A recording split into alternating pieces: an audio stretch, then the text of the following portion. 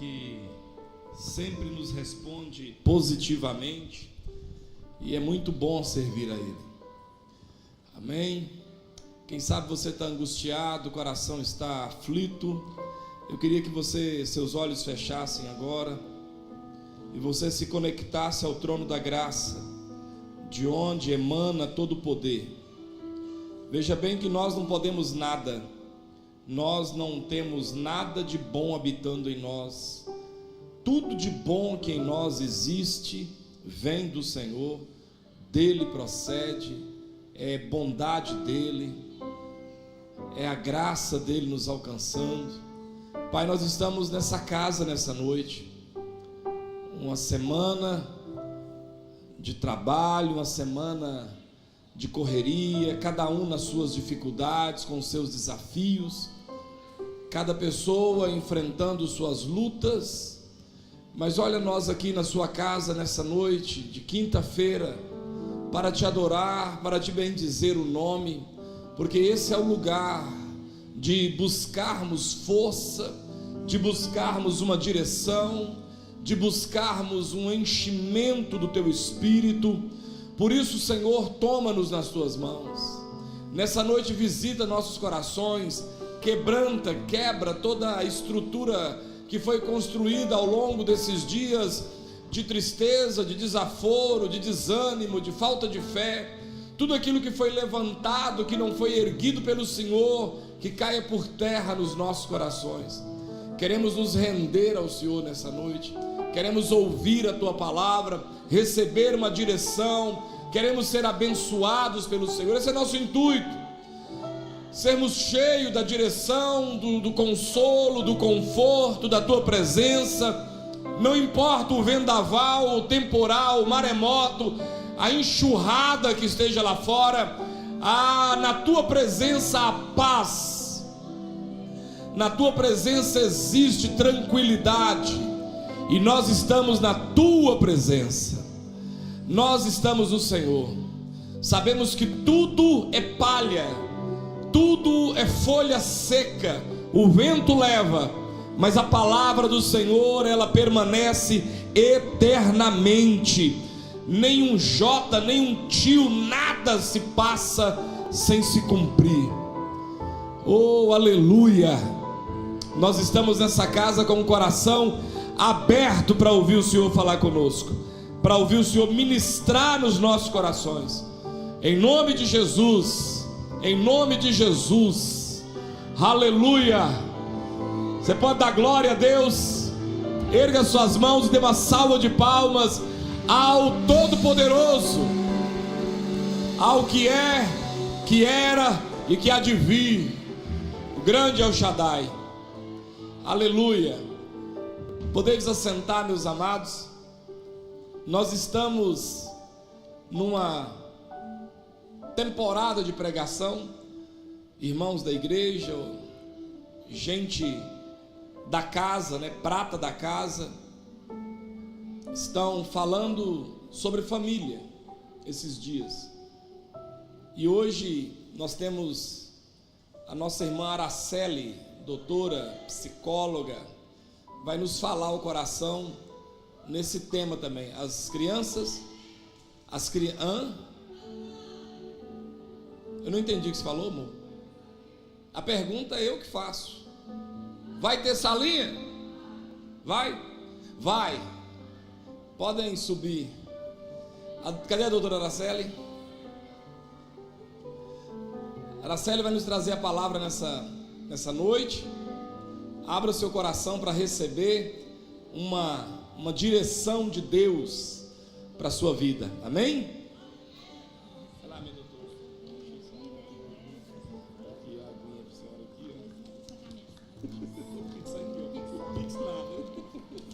Glória a Deus, aleluia. Graças a Deus. Nós estamos aqui nessa noite porque Jesus está aqui. Você não veio aqui para me ouvir. Você não veio aqui para ouvir o pastor, até que eu vim. Mas nós viemos para ouvir quem? Jesus Cristo falar conosco.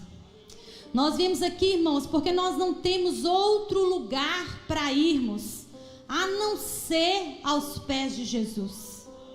Nós não temos justiça, nós não temos bondade, nós não temos misericórdia, nós não temos nada de bom que nasça do nosso coração.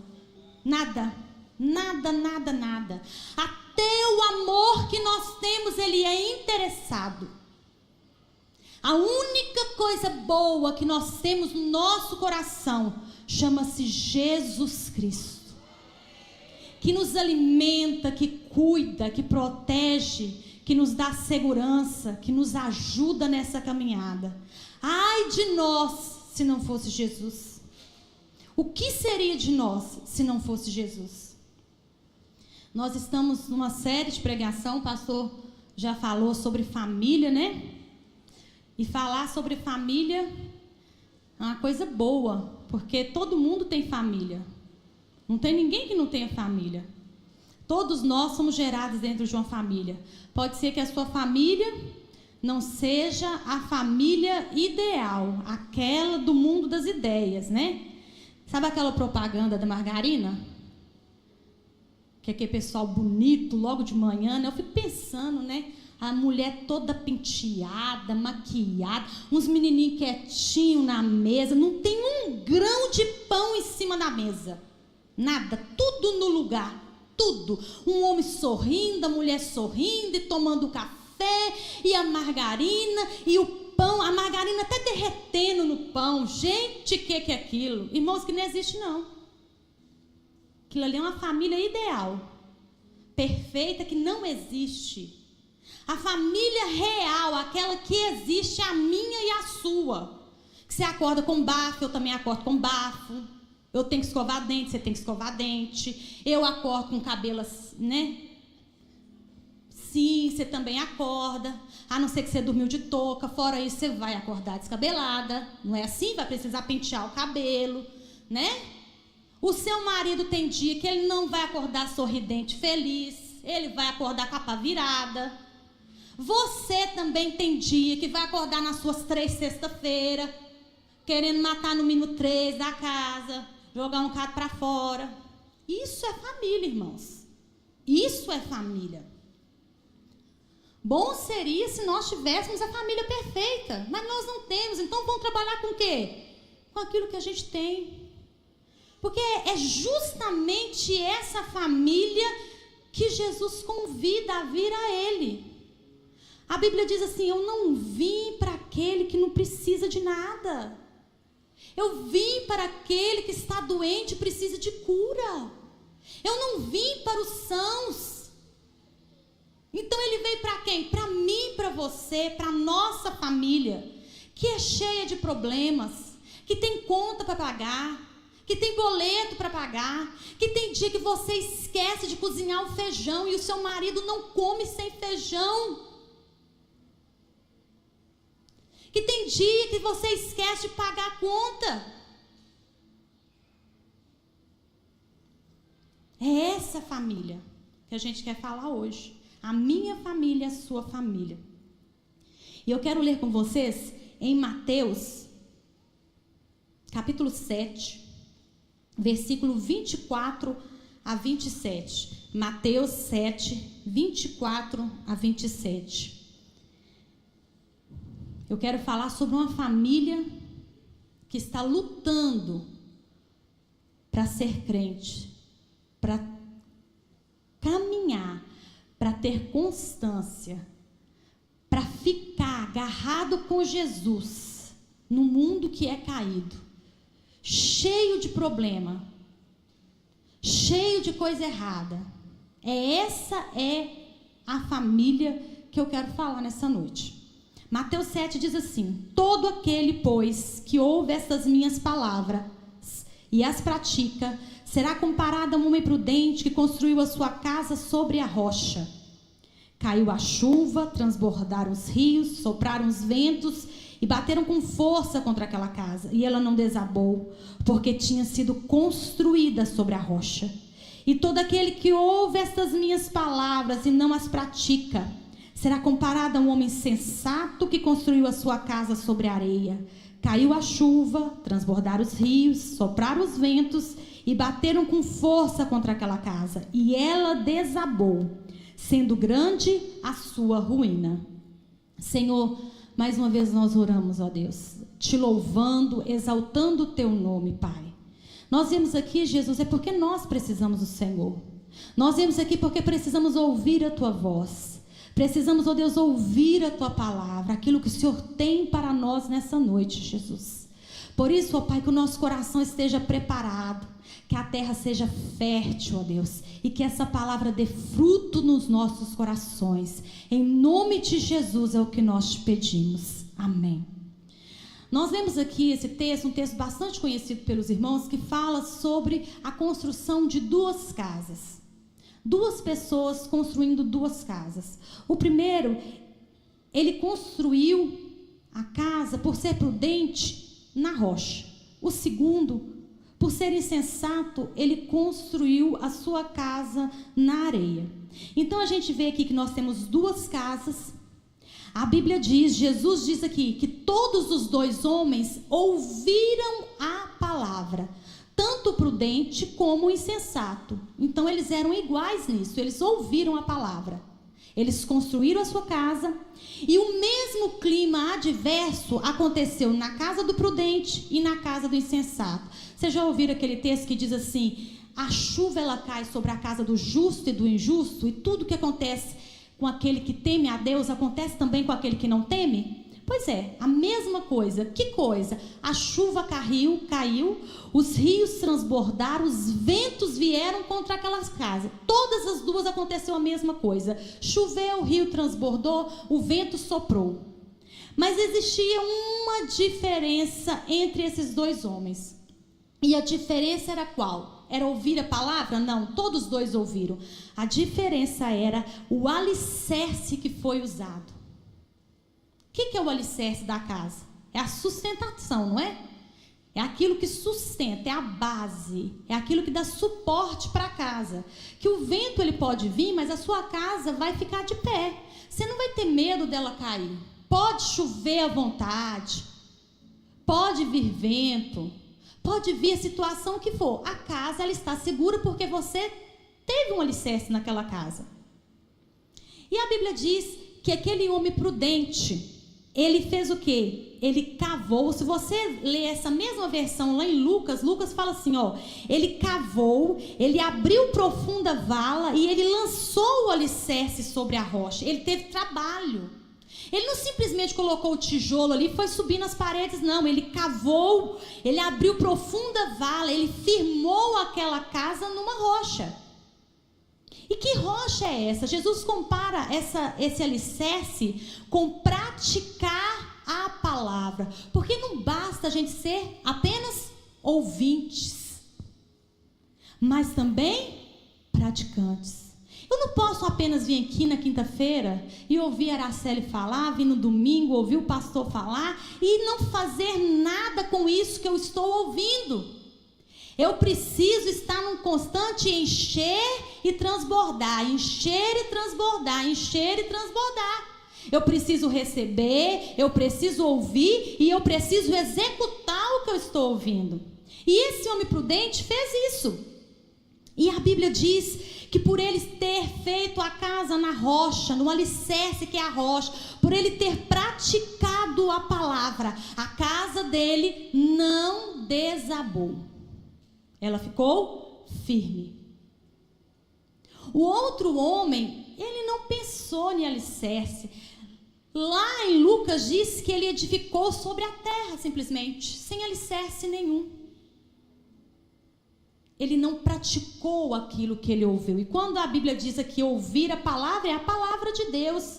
É o que você está ouvindo hoje, que você ouve na escola dominical, que você ouve no domingo, é o que você ouve na intercessão. É isso aqui, ó, é palavra. E a Bíblia diz que vieram todos esses momentos adversos, chuva, rio transbordando, e o que aconteceu com a casa? Grande foi a sua ruína, porque ela desabou. Ela não aguentou. E eu quero que você pense comigo nessas duas casas como sendo duas famílias. Como uma família prudente e uma família insensata. Não pense em prudente como perfeito. Esquece a propaganda da margarina.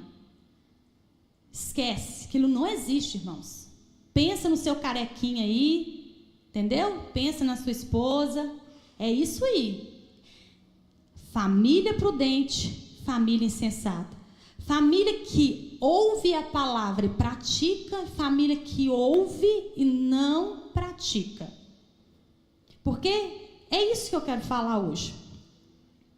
Para que você não venha desabar, para que a sua família não venha sofrer grande ruína, mas para que ela permaneça, é preciso que a gente ouça a palavra e pratique a palavra. Eu quero compartilhar com vocês alguns exemplos bíblicos de pessoas que eram crentes, que ouviam a palavra, mas que não praticavam. Exemplos que nós não devemos seguir.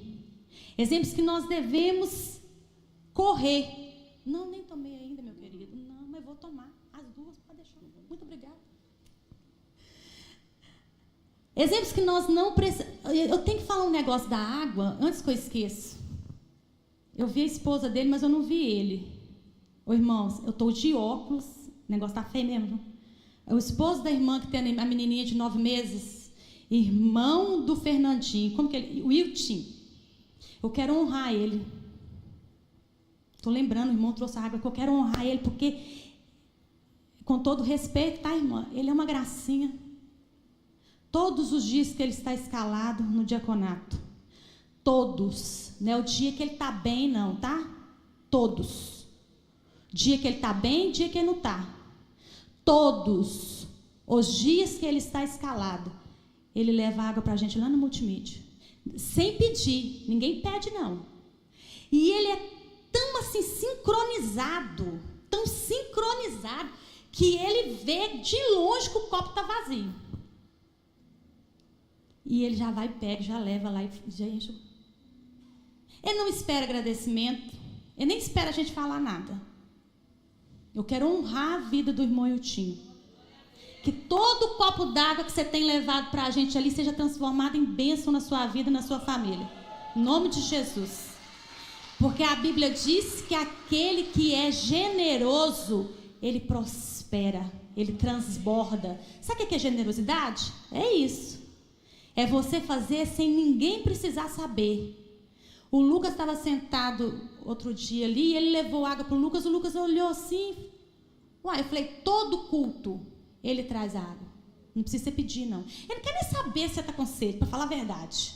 Ele logo manda água, porque problema nos rins é perigoso, né? Vai tomando. Que Deus abençoe a sua vida, viu, irmão Yutinho? Deus te abençoe, você e sua família. Retornando ao que eu estava falando, eu quero compartilhar com vocês alguns exemplos de coisas que nós não devemos seguir. E o primeiro exemplo se encontra em 1 Reis 1,6, que diz assim, ó, 1 Reis 1,6.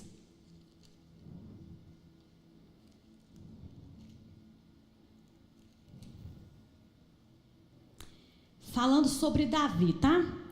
Seu pai, 1 Reis 1,6. Seu pai, Davi, jamais o tinha contrariado, dizendo: por que você fez isso ou aquilo? Adonias tinha boa aparência e era mais jovem do que Absalão. Essa palavra aqui fala sobre o filho de Davi. Davi era crente, irmãos? Era. Davi era servo de Deus? Era. A Bíblia diz que Davi era um homem segundo o coração? Então ele conhecia a palavra, ele conhecia Deus, ele conhecia a lei, ele conhecia de tudo isso. Então ele ouvia, não ouvia? Contudo, a Bíblia diz aqui, ó, que ele jamais tinha contrariado o filho dele. Por que você fez isso ou aquilo? Davi foi um ótimo rei. Ele foi um modelo de rei, um parâmetro a ser seguido. Todo rei queria ser como Davi foi. Quando a gente fala de rei Davi, até quem não é crente sabe. Conhece a história, porque ele é um homem conhecido. Mas no quesito criação de filhos, Davi foi uma catástrofe. Davi errou com todos, exatamente todos os filhos. E ele era crente. Esse Adonias aqui que está falando que o pai dele nunca tinha contrariado ele, quando Davi estava velho, ele se autoproclamou rei. Ele mesmo achou que ele deveria ser o rei e se proclamou rei no lugar do pai dele, sem o pai dele ter morrido. A gente tem um filho, Absalão, vocês conhecem a história, que fez um golpe contra o pai teve que sair fugido. Por quê? Porque ele queria o lugar do pai. A gente tem Amnon. O que ele fez? Ele se apaixonou pela irmã dele, Tamar. E ele abusou de Tamar, que era sua irmã. Porque ele gostou dela, apaixonou por ela e queria ela. Absalão, que era irmão de Tamar, fica bravo, mata Amnon, planeja para que os seus servos matem. E em todas essas passagens da Bíblia, se você ler, você não vê Davi disciplinando seus filhos. Porque uma coisa, irmãos, preste bastante atenção. Às vezes você está na sua casa, chega uma mãe para te visitar com um filho daquele, sabe aquele filho abençoado? Aqueles meninos abençoados, que falta pendurar no lustre. Eu não sei se vocês já receberam essas visitas, que eu já recebi. Eu fico doidinha com o menino. Aí a mãe fica sentadinha no sofá, o menino está faltando um pouco de quebrar. Ele está quebrando tudo na sala, assim, ó, tudo que vê na frente ele está quebrando. A mãe, ela fica sentadinha, ela olha para o menino e fala assim: meu amor, príncipe da mamãe, para com isso. Isso adianta alguma coisa, irmãos? Adianta alguma coisa falar isso com o menino? O menino nem ouviu o que ela falou e ela continua sentada. Foi isso que Davi fez. Ele pode, no muito, ter falado assim: que coisa feia, hein, Amnon? Que papelão que você fez. Mas a disciplina ele não executou. E o que a Bíblia fala sobre disciplina, irmãos? A Bíblia diz que aquele que ama o seu filho faz o quê? Disciplina. Se você não disciplina o seu filho, você não ama o seu filho. Você tem tudo com ele, menos amor. Porque é a disciplina que faz o quê? Que faz o sujeito virar homem. E eu não estou entrando em mérito aqui de bater, não é isso que eu estou falando. Eu estou falando de disciplinar. E se você ler todos esses textos, de todos esses filhos de Davi, ele nunca disciplinou os filhos. Ele nunca deu a disciplina que deveria por aquele pecado cometido. Porque se fosse outra pessoa que não filho dele, no próprio reino dele, ele aplicaria a disciplina. Mas como era filho, o que ele fez? Ele fez vista grossa. Ele omitiu a disciplina. Ele não impôs limites aos filhos dele. E o que a falta de disciplina faz com a gente? Ela gera problemas. Se você tem um filho desobediente, ele só dá o quê? Tristeza para o seu coração. Ele só faz o quê? Só gera confusão no meio da casa, da família, entre pai e entre mãe. E a mãe chama atenção e o pai fala que não pode. O pai chama atenção, a mãe fala que não pode. E aquilo vira uma bagunça. Qual que é o exemplo aqui que eu quero que a gente não siga? Eu não posso omitir a disciplina na minha casa, com os meus filhos. Eu não posso terceirizar a disciplina. Aqui na igreja ouve a palavra de Deus? Ouve. Lá na escola dominical ouve a palavra de Deus? Ouve. Mas quem é o responsável por falar a palavra de Deus para o seu filho? Você. Sabe de quem que Jesus vai cobrar? De mim. É de você. Se a Camille não aprendeu nada, ele não vai cobrar do pastor Vinícius, ele vai cobrar de quem? Da Araceli. se eu não ensinei valores, se eu não ensinei princípios para minha filha, o Senhor vai cobrar de quem? De mim. E o que está acontecendo, irmãos? Nós não estamos sabendo o que os nossos filhos estão fazendo. Eu tenho ouvido cada história ultimamente que eu tenho que achar pensando assim, gente, mas será que isso é real, que isso está acontecendo mesmo? Porque é cada coisa assim que a gente acha que não acontece perto da gente, sabe? Que a gente acha que acontece lá, em Belo Horizonte, nas capitais ou na cidade grande, mas aqui não. Você tem o hábito de pegar o celular do seu filho e olhar o WhatsApp dele? Com quem que ele está conversando? Que conversa é essa que ele está conversando? Que foto é essa que ele está mandando e que os outros estão pedindo para ele? Você tem o hábito? Ô, irmãos, vou contar uma coisa para vocês. Privacidade só tem quem paga por ela. Não pagou, não tem. A verdade é essa. Menino tem privacidade não. Que privacidade é essa? O quarto é de quem? Seu. A roupa de cama é de quem? Sua. A energia é de quem? Sua. Você que paga por ela. A internet, quem paga a internet? Você.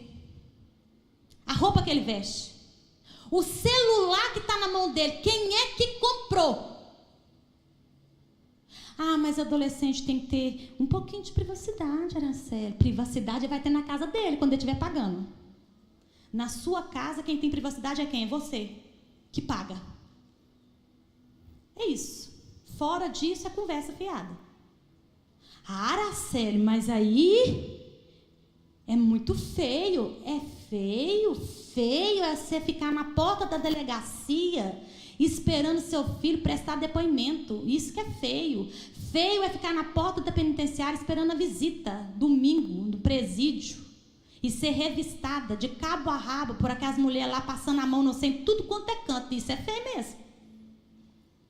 Isso é horrível. Por quê? Porque nós omitimos.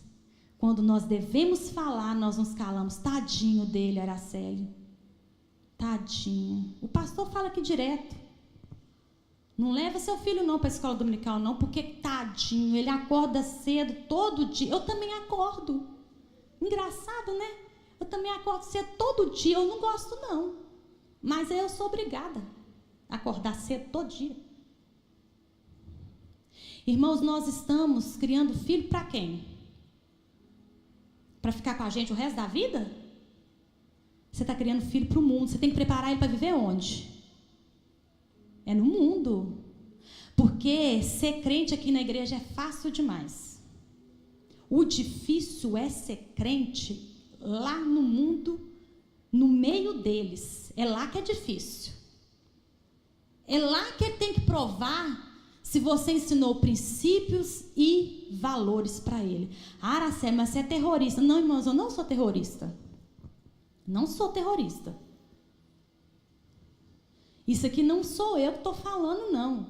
É a Bíblia que diz que você deve ensinar o filho, disciplinar o filho. É para isso que Deus colocou o filho lá na sua casa. Aquilo ali é um intensivão para o mundo. A Bíblia diz em Deuteronômio que a gente deve ensinar para os filhos da gente quando está levantando, quando está acordando, quando está comendo, quando está andando, quando está conversando, quando está assistindo televisão, quando está saindo, em todos os momentos. E Davi omitiu essa responsabilidade. Ele foi muito bom em muitas coisas, mas na única coisa que ele não poderia ser ruim, que era como pai, que era a responsabilidade dele, ele fracassou.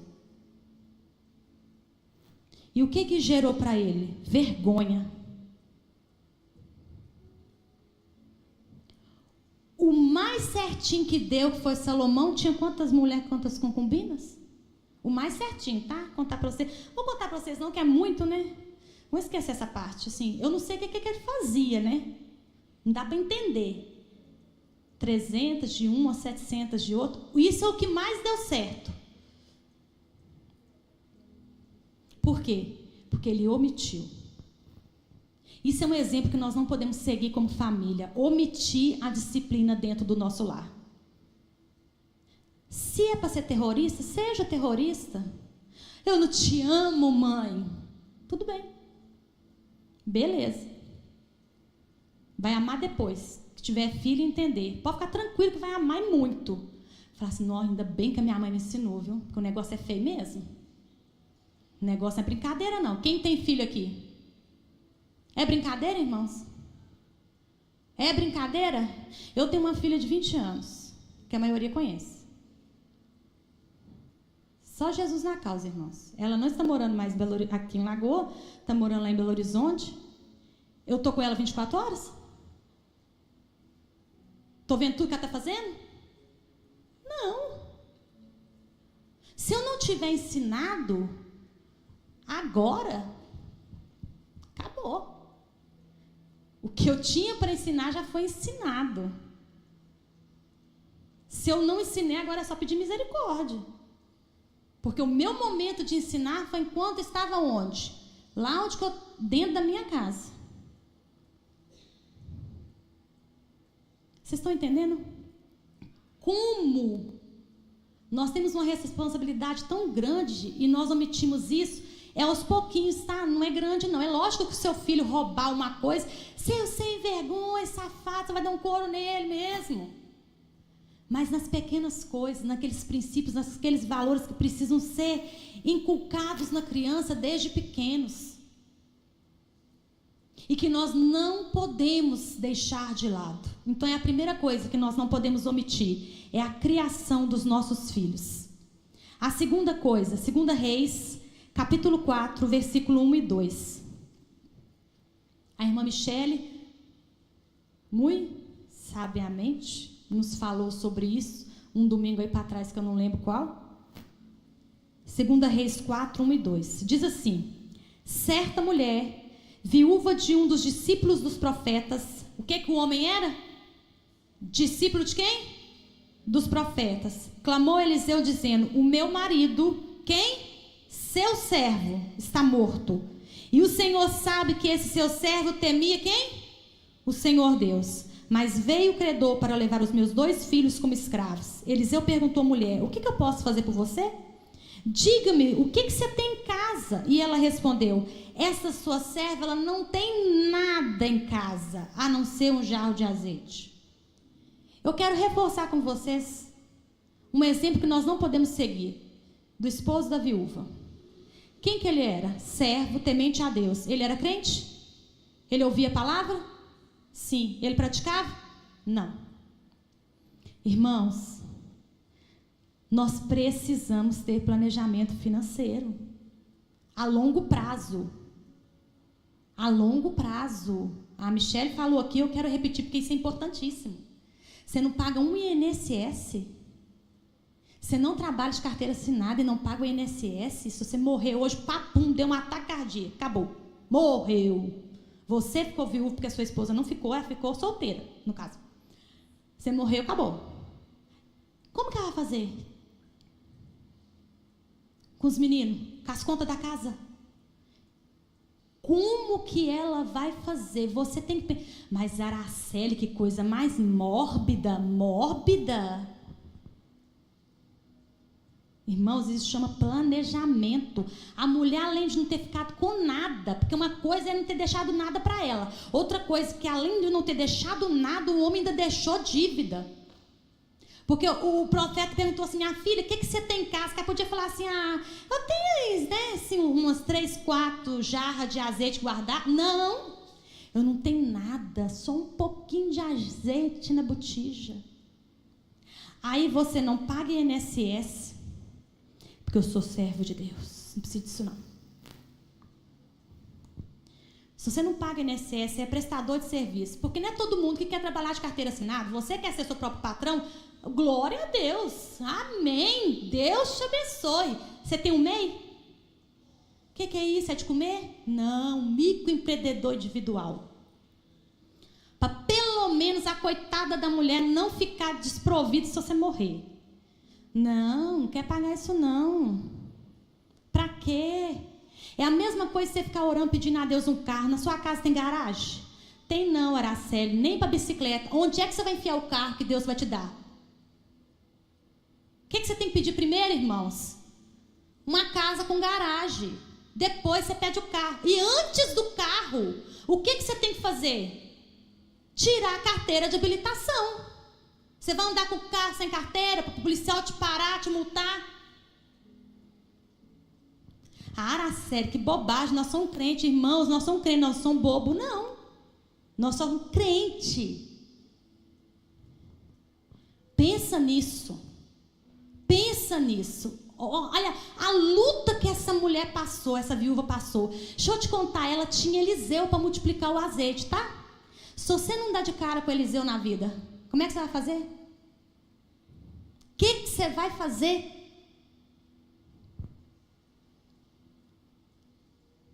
Irmã Estaésia tem uma loja, Lagoa Preve, não é? Lá perto, olha como que é ligado, é perto do INSS. Pega a visão, como se diz os irmãos, pega a visão. Perto do INSS, não sei o que fazer, Araceli. Paga uma consultinha com a Estaésia, que ela vai te explicar o que você vai fazer. Se você vai abrir um mês, se você vai pagar um facultativo. Vai na irmã, nos contadores da igreja. Eu não sei o que eu faço, eu estou no escuro. Irmãos, microempreendedor individual, contar para vocês. Sala Mineira do Empreendedor, fica dentro da CSADL, pertinho do Guadalupe. É de graça que eles vão abrir o MEI para você. Não quer saber se tem de MEI, não. Então vai na Estaésia, paga uma consulta para ela. Não é de graça, não. Tá? Paga uma consulta para ela, que ela vive disso. E pergunta para ela, o que eu faço, Estaésia? Conta a sua vida para ela. Conta tudo, tá desse jeito, para te dar uma luz. Outra coisa, irmãos. Plano funerário, misericórdia, Araceli. Irmãos, se você souber o preço de um caixão, vocês caem duro junto com quem morreu. É de chorar. Tô falando sério. Só quem já perdeu gente é que sabe. Sabe por quê? Vou contar para vocês uma coisa. Presta atenção. Vocês estão rindo, né? Presta atenção. A minha mãe morreu lá em Divinópolis. Ela estava internada lá. Vocês acham que eu estava pensando em caixão? Em cemitério? Que tem que ter lugar lá no cemitério? Que tem que arrumar uma roupa, sei lá o quê? Que tem que pôr não sei o quê? Eu sei que eu nem sabia o que estava acontecendo. Você está preocupado com o quê? Com a dor que você está sentindo, gente. Quando um ente querido morre, você quer saber de cartório? Você quer saber de procurar qual o caixão? Que tem que comprar uma roupa que não pode ser com a roupa? Você quer saber disso? Não, você quer a pessoa chorar. Primeiro que você esquece seu nome, você esquece que você trocou de roupa, você esquece que você tomou banho, você esquece que você comeu, você esquece onde você mora. Plano funerário, irmãos, é baratinho se você for olhar. É baratinho mesmo. Não é caro, não. Aí, naquele momento que você não estiver desesperado, o que você vai fazer? Você vai ligar para eles. Eles resolvem tudo para você. Foram lá, buscaram, não sei o que eles fizeram, onde que foi. Nem sei para as quantas que passou. Eu sei que estava lá. Irmãos, o que é isso? Planejamento. Isso não é morbidade, não. Isso não é ser mórbido, não. Isso não é procurar a morte, não, irmãos. Crente é inteligente. Por quê? Porque crente tem a mente de Cristo. Nós temos a mente de Cristo. Então, isso são coisas que a gente acha que é bobagem. No culto de quinta-feira, eu vim aqui para ouvir isso, talvez Deus te trouxe aqui para isso. Então, abra o olho. Como se diz o pessoal aí, pega a visão. Que é um tal de pega a visão agora. Eu estou querendo entender o que é pegar a visão. Sério. É bonito, né, falar assim, pega a visão. Eu gostei disso, do pega a visão. Então, pega a visão, irmãos. Se é uma coisa boa, pega logo. Pega para a sua vida. Vai consertar esse INSS seu. Outra coisa que eu tenho para falar, se você abrir um MEI e parou de pagar, você está na dívida ativa. Essa dívida, ela nunca prescreve, tá? Então, vai logo lá para você fazer logo um fechamento que tá sua dívida fechar, viu? Não é igual o INSS que você pagou hoje, mês que vem não quero pagar mais não. Parou não, tá? É dívida ativa e ela não prescreve, viu? Então, fica de olho. Coloquem dias a sua casa. Por quê? Porque o Senhor Jesus, Ele pode voltar para mim e para você hoje. E aí? Como é que está preparada a sua casa? O que você está deixando para sua esposa e para os seus filhos? Tristeza, sofrimento, isso não tem jeito, isso vai ficar. Mas pelo menos não vai ter dívida e nem problema financeiro para dar comida para os seus filhos. Para pagar uma conta de luz, uma conta de água. Nós somos crentes, nós temos a mente de Cristo. Tenha planejamento financeiro. Terceira coisa, Elimeleque.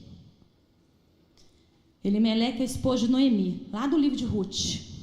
A Bíblia diz que estava faltando pão. Está lá em Ruth 1, de 1 a 6, tá? Na sua casa você lê a história. Diz ali que Elimeleque morava em Belém com a sua esposa Noemi e seus 2 filhos, Malom, e esqueci o nome do outro agora, que vai colocar ali meus colegas de multimídia. Olha lá, o Malom e Quilion, é isso mesmo, obrigada. A multimídia brilha, irmãos, porque nós somos o próprio brilho, a multimídia. Salva de palmas para nós. Nós somos o próprio brilho dessa igreja, nós arrasamos, não é mesmo? Deus está vendo. Eles moravam em Belém. Aconteceu uma fome lá em Belém. Por que aconteceu uma fome lá em Belém, irmãos? Por quê? Porque o povo de Deus estava desobediente. E quando o povo de Deus está desobediente, o que Jesus faz? Disciplina. Porque Ele ama. Então Ele disciplinou o povo com o quê? Com a seca, com a falta de pão. Aí o Elimeleque, ele teve uma excelente ideia. Ele pensou assim, não, está faltando pão aqui, eu vou ali para Moabe. Vou passar uns tempos lá. O que é Moabe? Se você já leu a Bíblia, você sabe que Moabe e os moabitas foram uma pedra no sapato de Israel. Inimigos de Israel, não gostava de Israel. Aí o homem sai de dentro de Belém, que significa casa do pão, e vai passar um tempo lá em Moabe. Assim, ele resolve do nada. O que acontece lá em Moabe? Ele morre. Os 2 filhos dele, casa, morre também. E a mulher fica sozinha. O que eu quero falar com isso? Eu quero falar que nós não podemos ser precipitados nas nossas escolhas e decisões. Porque a precipitação só causa desastre na nossa vida. Pensa antes de resolver. Pensa antes de abrir a boca. Consulta o Senhor, consulta a Bíblia, consulta essa mulher do seu lado aí que você diz que é sua mulher, o amor da sua vida, o cônjuge. Pergunta para uma pessoa mais velha, seu pai, sua mãe, o que eles acham. Não vai sendo precipitado. Vou te vender um carro, que o carro é bom demais, que o carro é maravilhoso, que o carro é isso, que o carro é aquilo. Não, é bom, eu vou comprar agora. Você perguntou para sua esposa? Para que eu vou perguntar? O dinheiro é meu? É mesmo? O dinheiro é seu, você não precisa perguntar para a esposa, não. Talvez Deus ia usar a boca dela para te falar que você não pode fazer aquele negócio e você perdeu a oportunidade, porque você foi o quê? Precipitado. E a pessoa precipitada, ela não tem nada, ela não consegue nada, porque ela não para pensar. Irmãos, para. Não, olha, eu vou lá em casa, vou conversar com a minha esposa, né? Vou fazer umas continhas. E depois a gente conversa esse assunto. Não. Não seja precipitado nas suas decisões. Não seja precipitado nas suas palavras. Sabe por quê, irmãos? Porque precipitação só causa desastre na nossa vida. Você fala coisa que você não queria falar, depois se arrepende. Conta até 1.000, 2.000, 3.000. Espera a raiva passar para falar. Deixa o fogo. Irmãos, tem horas que a gente quer falar tanta coisa. Não tem? Aí você respira. Deixa Deus falar com você assim, cala a boca, doido. Fica quieto. Espera. Deixa a raiva baixar para você falar. Não seja precipitado. Procure orientação. Não é de qualquer um não, tá? Orientação de Deus, da sua esposa ou do seu esposo, de pessoas sérias, sabe? De pessoas que têm experiência naquele assunto. Se for de carro, um mecânico da sua confiança, ele pelo menos tem que dar uma olhada nesse carro, para saber se ele presta, mas ele tá lindo, Araceli. Lataria, irmãos, qualquer um faz ficar bonita. Tô mentindo? Não. Lataria é a coisa mais fácil de ficar bonita. O negócio é o funcionamento, é motor. Quem sabe disso? Você sabe disso? Você é mecânico? Não. Ah, porque eu quero abrir um empreendimento. Nunca passou na porta de um contador e quer abrir um empreendimento. Não sabe imposto nenhum. Nunca pediu uma consulta para o Tiago. Falou, Tiago, me explica aí, eu quero abrir um negócio, quanto que eu vou pagar para fulano de tal, para fulano de tal, para fulano de tal? Para você saber se você dá conta. Você nunca foi na pessoa que tem aquele mesmo empreendimento para ter uma conversa com ela e falar assim, aqui, fulano, me explica assim, eu estou querendo saber mais das coisas, né? Como é que não... Não, que eu sou crente. Elimeleque também era. Ele também ouvia, ele só não praticou.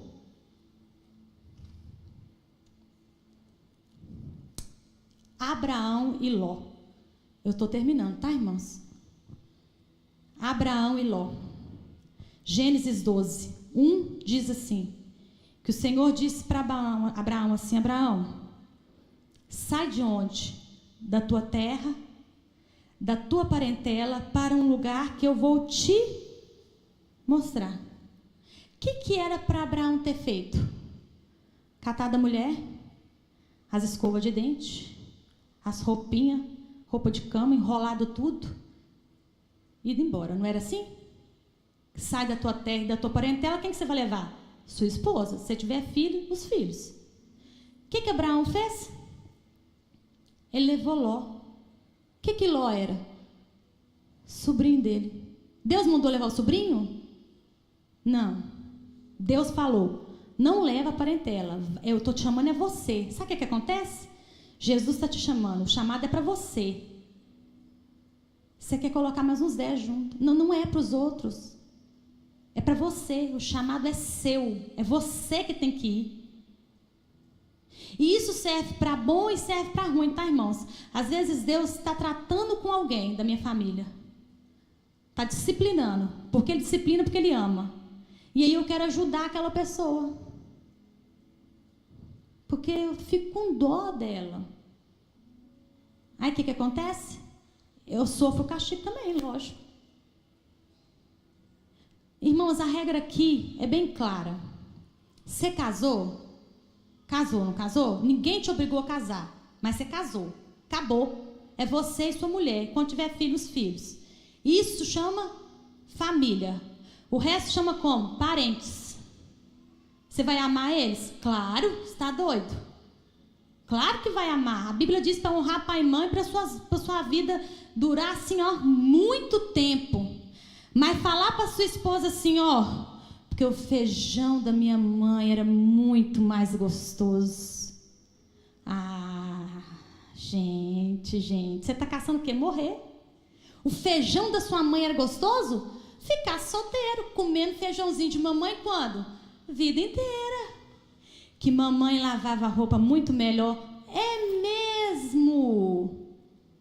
Ficar solteiro, que mamãe lavava a roupinha bonitinho. Isso acontece não, irmãos? É coisa da minha cabeça? É coisa da minha cabeça? Não. A Bíblia diz, ó, que Ló foi com Abraão. Eles não tinham nem chegado onde Deus havia mandado Abraão, queriam deixar Abraão, os pastores já começaram a brigar um com o outro. Por quê? Porque todos os dois tinham muito gado, tinham muitos servos, tinha muita coisa. Então, essa vaca é minha. Não, essa vaca é minha. Não, que esse servo aí trabalha para mim. Não, esse aí trabalha para mim, não é para você não. E começou a brigar, e arrumou aquela confusão, que isso é meu, isso é seu, isso é meu, isso é seu, isso aqui não é seu, não, isso aqui nasceu, foi da minha vaca, mas foi com o meu touro que ela cruzou, então de quem que é o bezerro, e começou a casona. Aí o Abraão falou assim: ô Ló, para a gente não ficar brigando mais, vamos fazer uma coisa.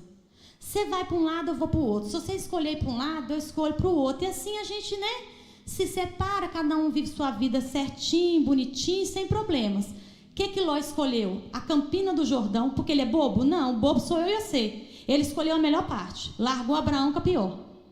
Ele só não sabia que quem tem a bênção de Deus, não importa o lugar, prospera em qualquer lugar. Onde Deus te colocar, você floresce. Ele não sabia isso. Porque se ele fosse esperto, ele tinha consultado o Senhor primeiro. Ele não consultou. Pegou as Campinas do Jordão. Homem inteligente. O que eram as Campinas do Jordão? Sodoma e Gomorra.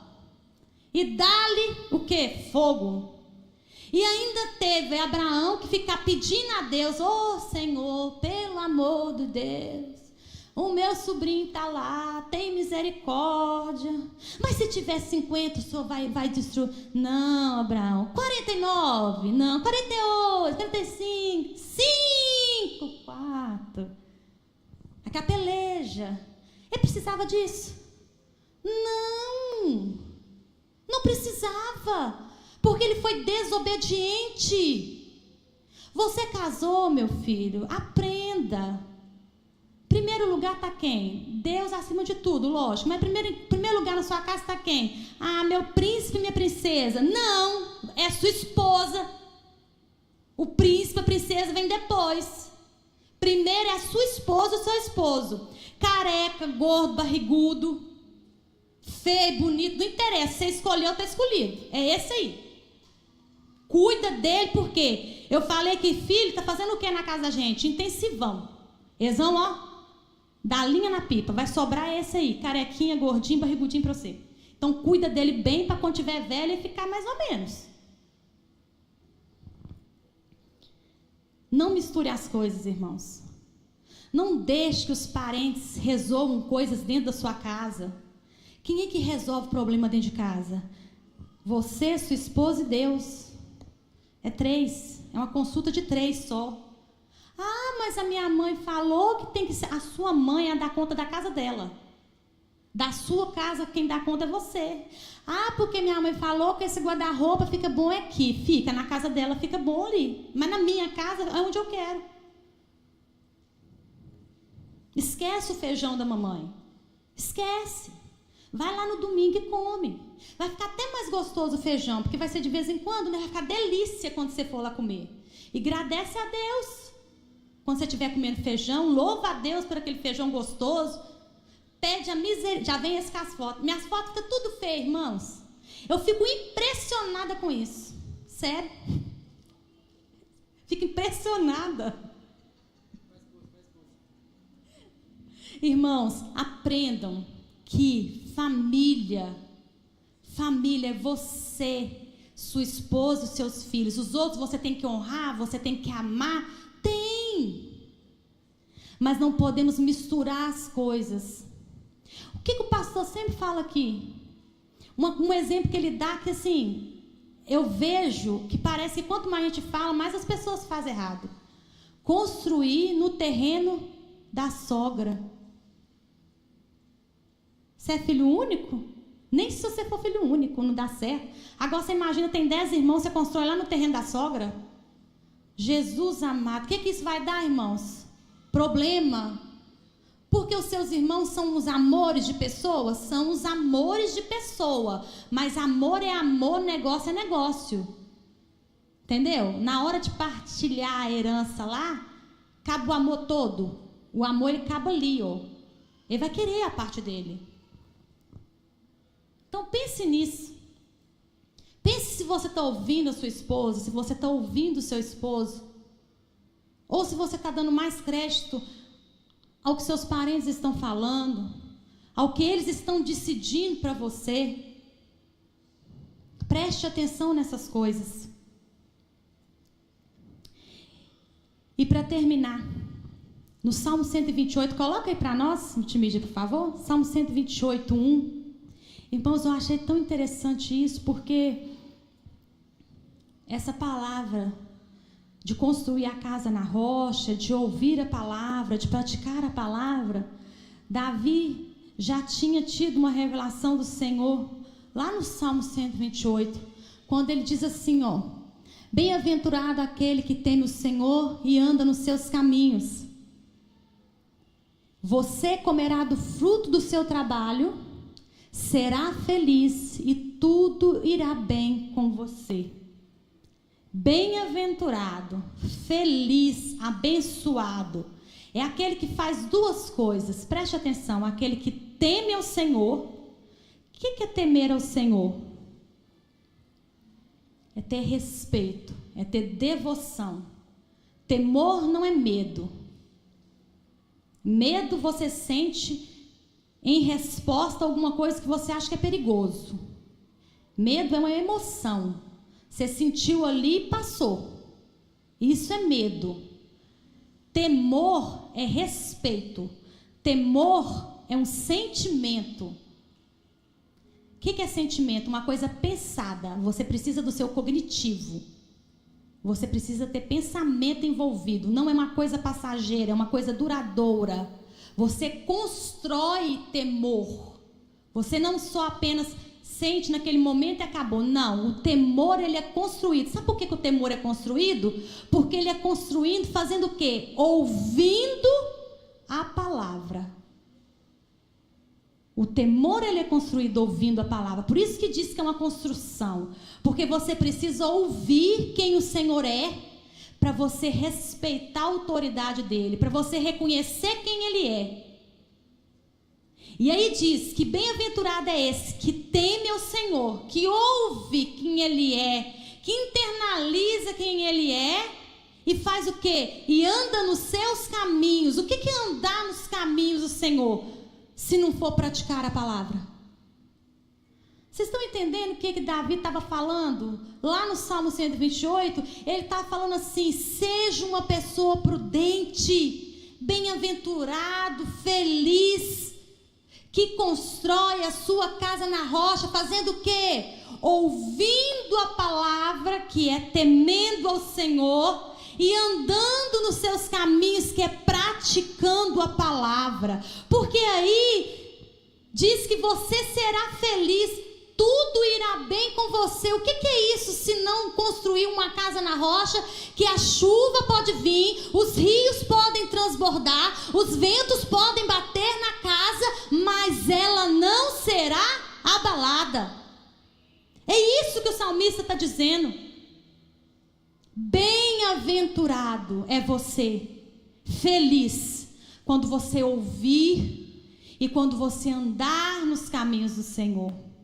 Você será feliz. Feliz aqui não está falando de uma emoção, de uma alegria passageira que depende de algo exterior. Feliz aqui está falando de quê? De um sentimento de alegria que é construído racionalmente. Por quê? Porque você conhece a Deus. A Bíblia diz que Elias era um homem como qualquer outro homem, sujeito às mesmas emoções e sentimentos que nós. Um homem igual eu e você. E ele falou: pela minha palavra não vai chover, Acabe. 3 anos, 6 meses não choveu. Um certo dia Deus fala para ele assim: Elias, Deus fala: Elias, vai até Acabe e fala para ele que vai chover. O céu estava mais limpo que céu de Lagoa da Prata. Tinha uma nuvem. Nada, nada, nada, nada. 3 anos e 6 meses sem chover. Elias conhecia o Deus que estava falando com ele assim, ó: vai chover. E ele foi atrás de Acabe e falou assim: Acabe, vai chover. Fazer o desafio, você sabe a história. Monte Carmelo, os profetas de Baal, de Azera, tudo lá, e Deus mandou fogo, queimou o holocausto. Cadê a chuva? Não tinha chuva ainda. Elias falou assim: vai embora, o Acabe, para você comer, né? Que vai chover. Vai chover. Quem falou para ele que ia chover? O Deus que ele temia. Se você teme a Deus, você reconhece a autoridade de Deus. Se Deus falou que vai chover, vai chover. Não sei quando, mas vai chover. Elias vai para a oração e manda o servo dele lá olhar, ver se tem alguma nuvem. 1 vez, tem nada não. 2 vezes, tem nada não. 3, 4, 5, 6 vezes, não tem nenhuma nuvem, Elias. Vai mais uma vez. Na 7ª vez vem o ajudante dele falando assim: tem assim uma uma nuvenzinha assim, pouca, tamanho de uma mão do homem, lá assim, ó, capaz que está lá em luz. Vai lá falar com Acabe para correr, que senão ele vai pegar a chuva na estrada. E quando o ajudante foi falar com Acabe, o que aconteceu? Deus mandou chuva. Irmãos, se a sua família quer ser uma família abençoada, no sentido de não ser perfeita, mas no sentido de ser uma família construída sobre a rocha que é Jesus, que não se abala com as intempéries dessa vida, ela precisa reconhecer a autoridade de Deus. Ela precisa reconhecer quem é Deus. Ela precisa temer a esse Deus. E ela precisa andar nos caminhos desse Deus. Porque só tem peito para andar nos caminhos do Senhor quem teme a Deus e conhece a Deus. Porque se você não conhece o Deus que você serve, você não tem coragem de andar com Ele. Porque é cada coisa que Deus faz a gente fazer. É cada coisa que a gente passa que a gente pensa assim, dessa vez acabou. Tem jeito não. Acabou mesmo, não vai ter mais jeito. E Deus faz abrir porta onde não tem porta. Deus faz acontecer. Você será feliz.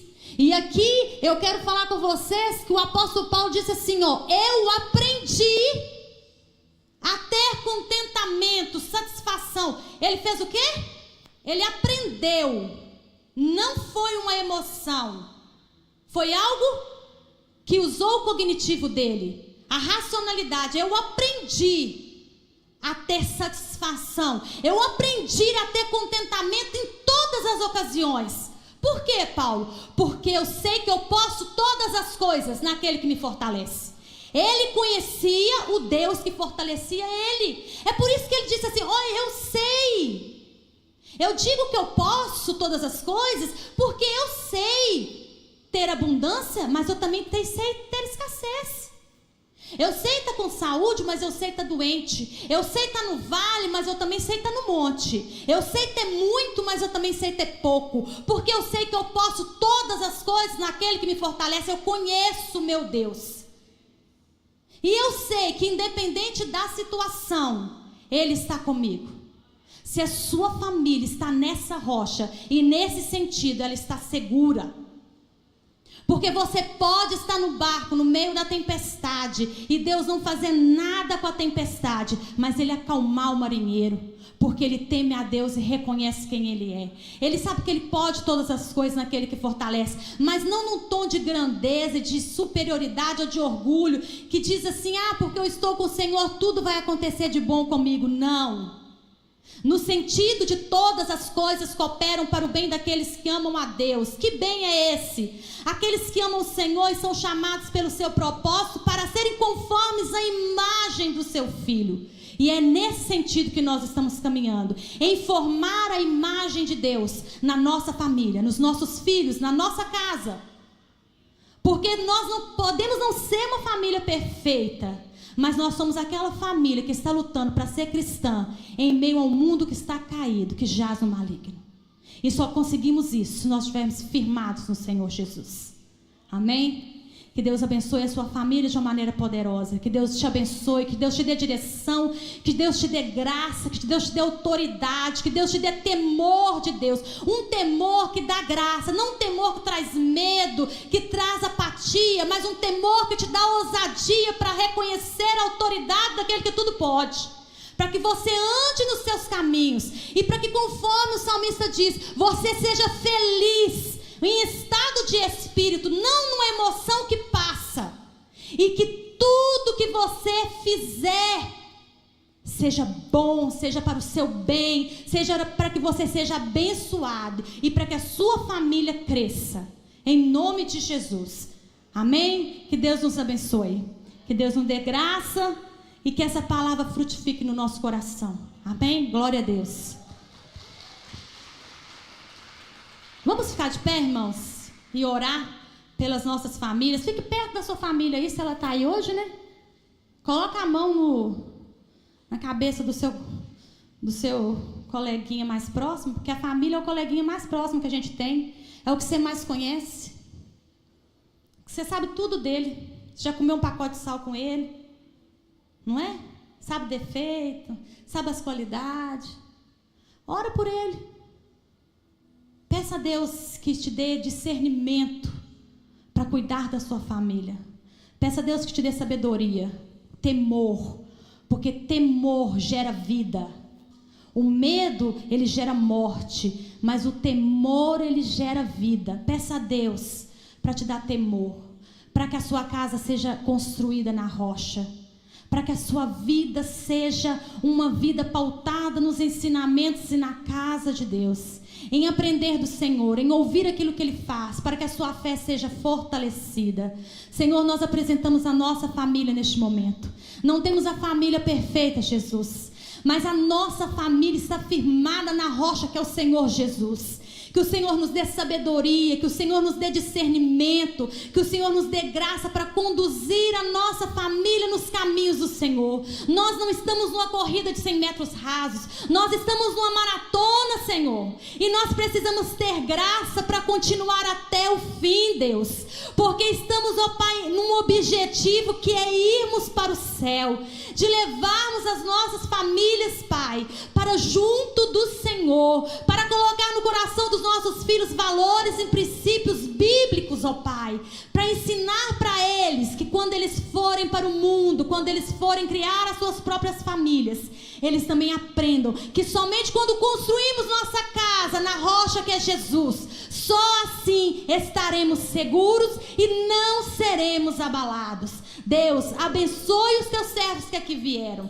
que essa palavra frutifique no nosso coração, que ela dê vários frutos, ó Pai, que ela seja uma palavra, Deus, de graça, de ânimo, de encorajamento, para que possamos entender que apesar da chuva, dos rios transbordar, ó Deus, dos ventos baterem contra a nossa casa, nós estamos seguros no Senhor.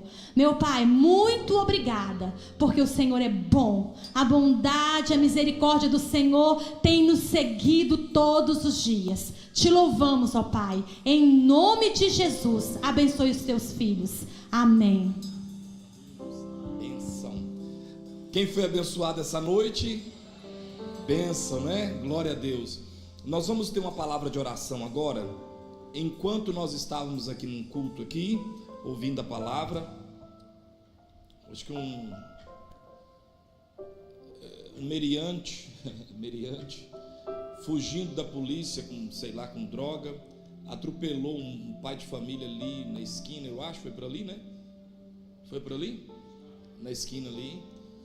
E o moço chama Diogo, e o moço caiu, poça de sangue, respiração bem, mas graças a Deus a polícia já chegou, pegou o cara, o SAMU já chegou. Então vamos orar, parece que a esposa chegou agora, desesperada, os caras estavam até trabalhando, acho que o Michael viu toda a cena, né? O pessoal estava lá, foi lá, o Eutim, Luciano. Vamos orar, irmãos, para que Deus, né, conceda a vida. Os caras estavam trabalhando, né, entregador de né, fast food e tal. E aí uma vida, né, irresponsabilidade tira uma vida. Aproveitando antes de orar, tá vendo como a gente precisa estar preparado, né? A gente não sabe nem o dia e nem a nossa hora, né? A gente sabe fazer uma coisa e de repente um cara lá correndo. Pai, em nome de Jesus, nós como igreja queremos orar pela vida do Diogo. Usa ali as mãos dos paramédicos, do pessoal do SAMU, para poder não deixar que esse homem... Nós vamos falar de família hoje, que essa família perca esse provedor, esse arrimo de família, esse líder de casa, um homem que estava trabalhando. Deus, tem misericórdia. Nós não sabemos quais são as sequelas, o que quebrou por dentro, parece que quebrou o braço, teve sangue saindo da boca, respiração pausada. Oh Deus, tem misericórdia. A nossa oração, não sabemos o que está acontecendo ali agora, mas a nossa oração é que o Senhor salve esse homem, dê vida para ele, em nome de Jesus. Oração sincera no nosso coração, é pedir ao Senhor que não deixe esse homem morrer não, que o Senhor traga vida para ele, Pai, para que essa esposa, esses filhos, amigos, parentes, não venham enterrar amanhã um ente querido que estava trabalhando. Nós oramos como igreja, a nossa oração é: põe a sua mão ali e traga vida, Senhor, em nome de Jesus. E todos nós juntos, como concordando, vamos dizer: amém, Senhor, amém, amém, em nome de Jesus. Meus irmãos, cuide da sua vida, no sentido assim, de cuidar mesmo da sua integridade. Toma cuidado, você que trabalha, que sobe escada, andaime, que pega BR, gente, tenha cuidado, né? Tenha atenção com a vida, né? Não foi culpa do moço, estava trabalhando, mas a gente tem que tomar muito cuidado, porque o acidente está ali, cara, ele está ali, ó, para ceifar a vida da gente. Que Deus abençoe sua vida. Esse final de semana temos culto, já estamos acabando lá o aprisco, a porta ali já está quase pronta, o dinheiro já acabou, tem conta para pagar. Deus está no controle. Erga suas mãos aos céus. Palavra abençoada, viu, minha doutora? Que a graça de Deus, as consolações do Espírito Santo e o amor de Cristo Jesus, nosso Senhor, esteja sobre a sua vida. Que Deus guarde-nos, guarde nossos filhos, guarde nossa casa, para a glória do nome do Senhor. Deus abençoe, meus irmãos. Vamos em paz. Você tem uma noite abençoada, em nome de Jesus.